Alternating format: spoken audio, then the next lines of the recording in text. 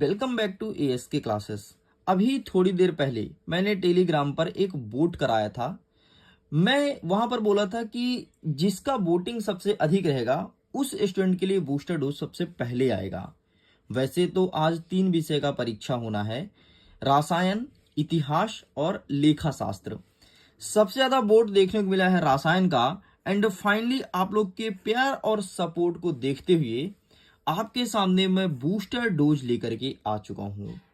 देखिए स्टूडेंट, इस booster dose में जितने भी क्वेश्चन लिखे गए हैं एक बार क्विक रिवीजन कर लीजिएगा। डेफिनेटली यहां से क्वेश्चन देखने को मिलेगा।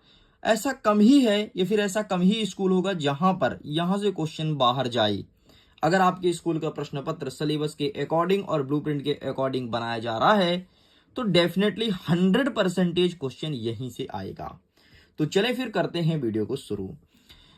पहला प्रश्न कह रहा है कि सार्थक अंक से क्या आशय है, या फिर ऐसा प्रश्न पूछेगा कि सार्थक अंक क्या है समझाइए। ये 2 नंबर का क्वेश्चन बनेगा। इसी के अथवा में दे सकता है, या फिर सार्थक अंक अगर आपकी स्कूल में नहीं आएगा तो कुछ संख्या देगा। जैसे यहां पर मैंने 2 संख्या लिख दिया और कहेगा इनका 3 सार्थक अंक निकालो।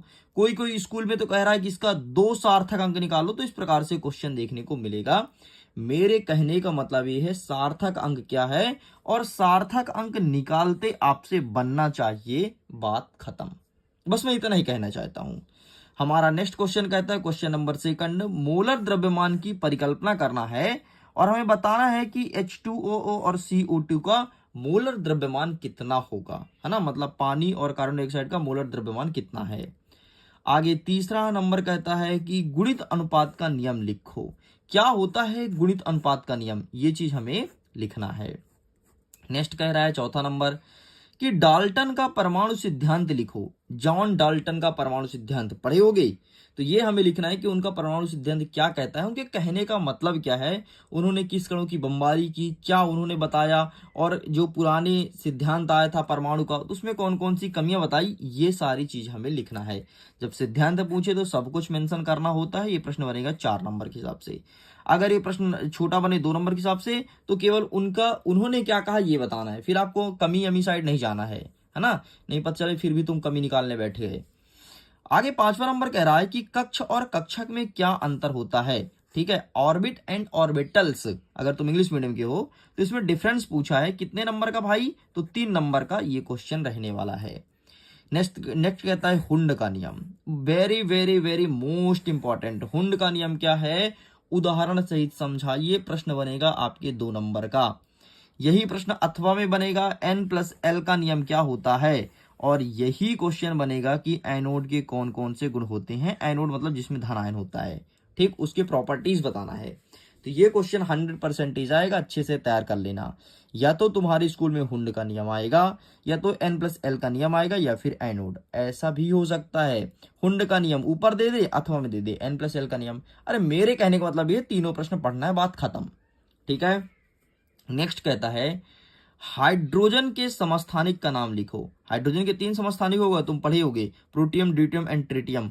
एंड इसका स्ट्रक्चर बनाना है, संरचना की। प्रोटियम का संरचना कैसे बनता है, ठीक है, ड्यूटेरियम का कैसे बनता है एंड ट्रिटियम कैसे बनता है, तो स्ट्रक्चर बना के हमें लिखना है। नेक्स्ट कहता है अफवाहु का सिद्धांत, है ना। अफवाहु का सिद्धांत क्या होता है। अफवाहु ने क्या बताया था कि इलेक्ट्रॉन को किस क्रम में अरेंज करते हैं, यही बताया था ना। तो बस आपके एग्जाम में देखने को मिलेगा। पावली का अपवर्जन नियम, ठीक है, पावली का अपवर्जन नियम क्या होता है, या फिर अपवर्जन नियम क्या होता है, ये चीज हमें बताना है। नेक्स्ट कहता है क्वांटम संख्या। ये क्वांटम नहीं भाई, क्वांटम है, ठीक है, क्वांटम संख्या। क्वांटम संख्या से आप क्या समझते हैं, है ना। क्वांटम संख्या भी कई प्रकार का होता है, चुंबकीय, दुगंसी, अगर तुम्हें याद होगा तो इसके बारे में लिखना है। हाइड्रोजन स्पेक्ट्रम की 4 श्रेणियां बताइए। बहुत कम स्कूल में आ रहा है, लेकिन कुछ जगह दिया है इसलिए मैंने यहां पर रख दिया, बाकी नहीं पढ़ोगे तो भी काम चल जाएगा। नेक्स्ट कहता है, अच्छा श्रेणी का नाम जरूर देख लेना एक बार, ठीक है, जाते जाते नाम देख लेना कि हाइड्रोजन स्पेक्ट्रम की 4 श्रेणी है, और बामर श्रेणी है और अल्फा श्रेणी है ना, तो वो नाम एक बार देख लेना बस। और उसका स्ट्रक्चर अगर देखना चाहो तो देखो, वरना स्किप कर दो। 12 नंबर कहता है एक ही वर्ग के तत्व के भौतिक व रासायनिक गुणधर्म समान होते हैं, क्यों। अगर कोई तत्व एक ही एलिमेंट का है, एक ही ग्रुप का है सॉरी, तो उसके भौतिक और रासायनिक गुण मतलब physical and chemical properties are equally. ठीक है, जैसे एस ब्लॉक को में तुम ले लिए, ठीक है, जैसे hydrogen, helium, hydrogen, lithium, sodium, potassium, rubidium, caesium and francium, ठीक है, ये एलिमेंट ले लिए। तो इनके प्रॉपर्टीज समान क्यों होते हैं, है ना, आखिरकार क्या रीजन है। 13 नंबर कह रहा है इलेक्ट्रॉन लब्ध एंथैल्पी और इलेक्ट्रॉन ऋणात्मकता में क्या डिफरेंस है। इलेक्ट्रॉन लब्ध एंथैल्पी और इलेक्ट्रॉन ऋणात्मकता। आगे बढ़ते हैं, 14 नंबर कह रहा है कि डी ब्लॉक के तत्व का सामान्य गुण बताओ, है ना, इसे संकरण तत्व भी कहा जाता है। पहले आता है एस, फिर आता है पी, फिर आता है डी और नीचे आता है एफ, अगर तुमको याद होगा तो। वैसे याद क्यों ना होगा भाई, पढ़ाई लिखाई करने वाले बच्चे हो, गधे थोड़ी ना हो कि बैक वेंचर हो, है ना। तो भाई इस प्रकार से डी ब्लॉक के तत्व का सामान्य लक्षण क्या है, ये चीज हमें बताना है। 15 नंबर कहता है कि आबंध प्रबलता को आबंध कोटि से जोड़ करके परिभाषित कीजिए। 16 नंबर कह रहा है कि NH3 मतलब अमोनिया और NF3 में किस अणु का द्विध्रुव आघूर्ण अधिक होता है और क्यों। एंड नेक्स्ट कहता है 17 नंबर AlCl3 और FeCl3 में किसमें सहसंयोजी गुण अधिक होता है, मतलब किसका बॉन्ड ज्यादा मजबूत होता है, ये चीज हमें लिखना है। तो यहां पर हमने आपको दिखाया है 17 क्वेश्चन, बस कुछ क्वेश्चन और बचे हैं, फिर मैं करता हूं वीडियो को खत्म।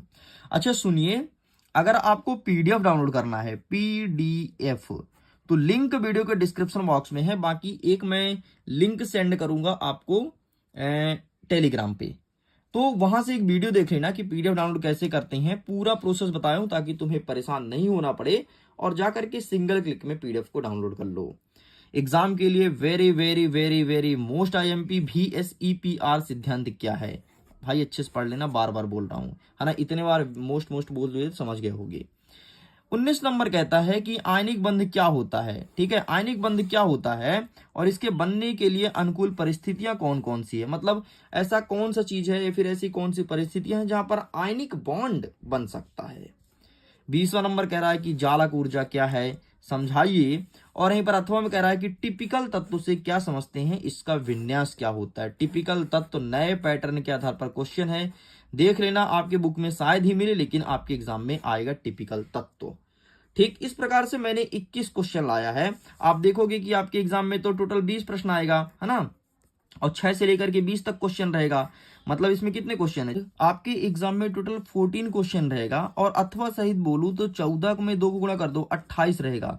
मैंने बताया 21 क्वेश्चन है, लेकिन ये 21 सिलेक्टेड क्वेश्चन है, यहां से क्वेश्चन आएगा, कुछ क्वेश्चन बाहर जाएगा जो कि मैंने यहाँ पर मेंशन नहीं किया है, वो आपको मिलेगा जो मैंने सैंपल पेपर अपलोड किया था 2 सेटों में, वहां पर देखने को मिलेगा। तो अगर देखना है तो देख सकते हैं, नहीं देखना तो बूस्टर डोज तुम्हारे सामने है। एग्जाम में टॉप करने के लिए सफिशियंट है ना, इतना अच्छा नंबर आ जाएगा कि स्कूल में तुम्हारा दूसरा तीसरा रैंक लग जाएगा।